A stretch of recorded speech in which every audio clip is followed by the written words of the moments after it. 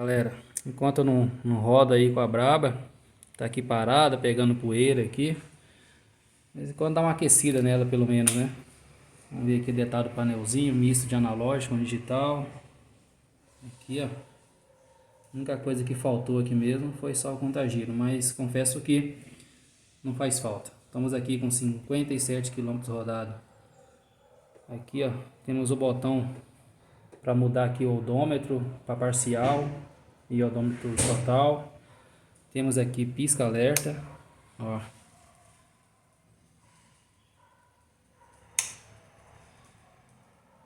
Aqui temos o lampejador de farol. Ele vai ligar só na hora que eu der a partida na moto. Eu já aqueci ela previamente, então agora vamos dar uma partida aqui pra gente sentir o som do motor da bruta. Aí, como eu havia dito, o lampejador aqui.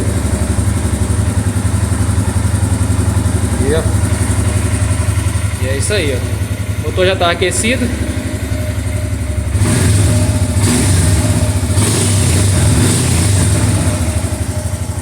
Vou colocar aqui perto do escapamento, dá para ouvir um pouco melhor, né?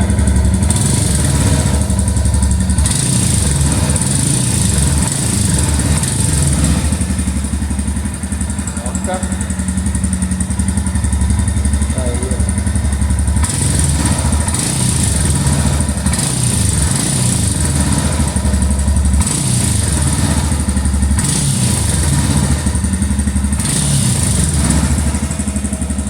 Cara, o sonzinho é gostoso, viu, pessoal?